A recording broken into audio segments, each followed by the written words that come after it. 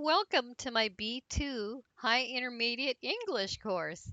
In this module, you will learn the direct question types, different question types, and indirect questions as well. At the end, you will get to practice what you just learned with a few sample exercises. Let's get started. All right, so let's look at this chart of different types of questions. So we have a direct question first. An example is who did you call? Or what time is it? Or will he come? So that's a direct question. So an indirect question here. So we first have an expression like, could you tell me? Right? Um, so for this one, can you tell me who you called? So that's the indirect question for this first one. Okay, for this one here, the indirect one is, do you know? So that expression, what time it is.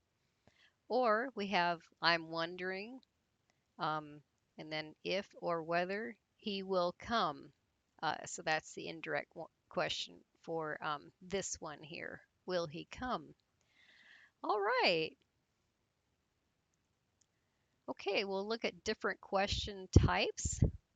So word order in questions. First, to make a question, we need to invert the subject and the auxiliary, like be, have, etc., or the modal verb, like can, could, should, etc. So if there isn't a modal or auxiliary verb in the sentence, we use do or does with the present or did with the past. So, for example, what time should I get up? So you can see here the expression what time, then the modal form, and then subject. And then how much did you pay for it? Or where is she working these days? How old is your youngest brother? Okay, so we have this expression here. These are direct questions though. How much did you pay for it? So you can see did, and then the subject, you, and then the rest of the sentence. Um, okay, so look at the next one. Okay, let's look at questions followed by preposition. In informal or spoken English, when a question word needs a preposition, we put the preposition at the end of the question after the verb or after verb plus object if there is an object. We don't use the preposition at the beginning. So, for example, what are you talking about? So, about is the preposition. Or, who do you live with? Okay, in more formal English, prepositions can be used before the question words. So you'll see these two. Um, who did she talk to?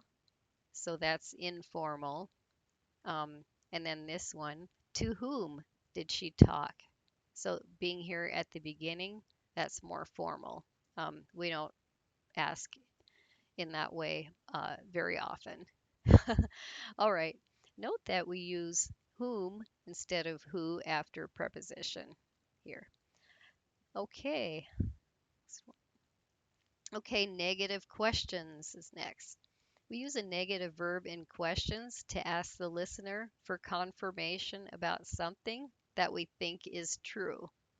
So, for example, don't you have work to do? So, don't here. And then, haven't you already been there? So, we're just asking, um, the person asking if this is true. They're wondering if this is true using this negative verb. All right, we can also use a negative question to show surprise or annoyance. So, for example, didn't you like the film? I think it was amazing. Okay, so haven't you finished your composition? I gave you 2 weeks to do it. So that's kind of this one here, the second one expresses annoyance, right? The first one is more like surprise, being surprised that you didn't like the film. Okay, and then this, and then I'll explain here when we use a negative question without the contracted form of the verb, we should put not after the subject. So we'll look at a couple examples. Okay, so you'll see this one. Did you not enjoy the trip? Or has he not returned your calls yet? So that's how it looks. All right. Subject questions is next. In the present and past simple tenses, when we ask about the subject of a sentence with question words such as who, what, which, or how much, how many, we don't use do or does or did after the question word. We don't invert the subject and auxiliary verb. So we'll see a few examples. Who called you last night? So these are examples of subject questions. Or which company won the contract? Or what scares you most in life? Or how many people went to class yesterday? So these question words are asking about a subject. All right. Okay, so we'll look at these rules continued. So this rule applies specifically to the present and past simple tenses.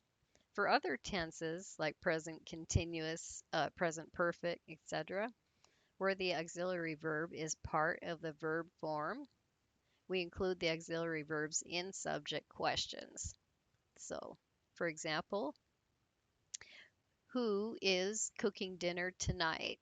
Or who has eaten all the corn chips? Or how many students have already finished the exam? Okay, so is cooking, that would be present continuous, or has eaten, that would be present perfect. And then have already finished, that would be present perfect. So, all right.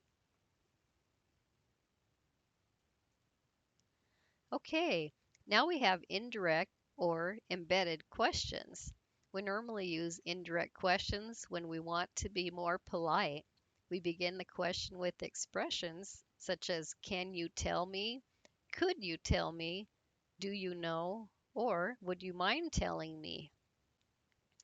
So, examples of direct and the indirect forms. What time is it? That's direct. Could you tell me what time it is? That's indirect. So in this case, you see that it and is are inverted here. And then there's when will he come over? Direct. Or do you know when he will come? So, so we've got will he and he will here. That's the difference. Okay, in indirect questions, the order is subject plus verb. So you'll see which ones are right and wrong. So do you know where can I find a bank? Or there's do you know where I can find a bank? So got right here subject and then the verb here. So that one is correct. All right, and there's this pair. Can you tell me what time do the shops close? Or can you tell me what time the shops close? So we don't want do in here. Okay, let's look at the next one. All right, there are other expressions in indirect questions that follow the same rule. For example, I don't know what time they are doing, or I'm sorry, I don't know what they are doing here. Or I wonder when he will find the truth. And there's I'm not sure when I can come. Or I'd like to know where you left the documents. Okay, so with these being indirect, um, you have the subject and verb here, what they are doing, right? I wonder when he will find, and same with these ones here. Okay, and for yes, no questions, when there's no question word, we can use either if or whether. So for example, do you know if or whether she'll be here soon? All right, well, we're going to move on to a few sample exercises and see what we learned so far. Okay, exercise 1. So from these drop-down boxes, we'll choose the correct forms. Tom has gone somewhere, but I don't know where. Okay, he's gone. Has he gone, or is he gone? So which one's correct? All right, if you chose the top one, he's gone, that's he has. That would be correct. All right, because we're following this here, same verb tense, has gone. All right, 2, this book belongs to somebody. Who belongs to? Does it belong, or does it belong to? Okay, so if you chose the last one, does it belong to? That would be correct. Okay, so using the preposition at the end, so we're asking who it belongs to. All right, number 3, somebody lives in that house. Who, so we've got lives, does live, or live in that house. Okay, so it's a subject question. So if you chose the top one, lives, that would be correct, following the same verb uh, form or, yeah. All right, so number 4, this word means something. What? Okay, does it mean, it means, or means? Okay, so if you chose the top one, does it mean, you would be correct there. Okay, let's try number 5. They were talking about something. Okay, about what they were talking, what they were talking about, or what were they talking about? Okay, so which looks correct? Okay, if you chose the last one, what were they talking about? That would be correct. The preposition comes at the end here. All right, let's look at exercise 2 real quick. And okay, these ones are multiple choice. So got this, number 1. I don't know why the accident happened. Did the accident happen or happened the accident? Okay, so if you chose option A, the accident happened, that would be correct here. Number 2, who he has been writing to, has he been writing to, or has been writing to? So, all right. Okay, if you chose option B, has he been writing to, that would be correct. So, number 3 has 2 correct options. Why has he not got any money? Why has not he got any money? Or hasn't he got any money? So 2 options here. All right, so the third one, hasn't he got any money, is 1, right? What also looks correct. Okay, so option A, right? Has he not got any money? All right, that's great. So number 4, we'll do that one. So I'm wondering what country he has he has been to. Has he been to or has he been? So and we know it ends in a preposition, right? So so if he chose the top one, he has been to, that would be correct. All right, let's look at exercise 3 real quick. Okay, so we're going to ask questions about the underlying words in these sentences. So, for example, he went to Italy with his family. Okay, we're asking about that. So, who did he go to Italy with? Okay, number 1. Do a few of these. He's traveled to 50 countries.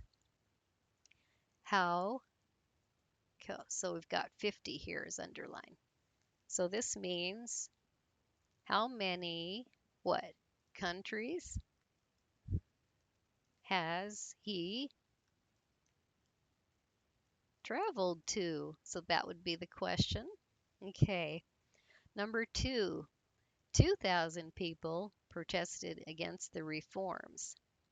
How, so we want to know how many people, see, protested against the reforms.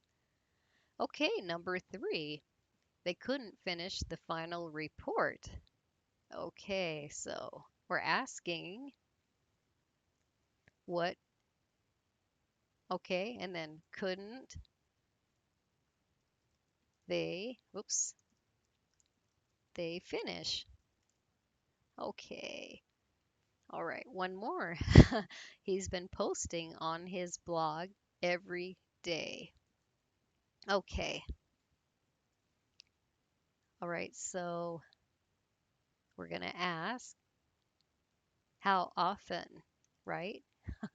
How often has he been posting, oops, on his blog? So every day. All right, well, great job with these exercises. It shows that you paid close attention here. I can help you learn to speak English with more confidence here. I'm TESOL certified. I teach native U.S. English. I'm experienced in online tutoring, and I work with all learning levels and most age groups.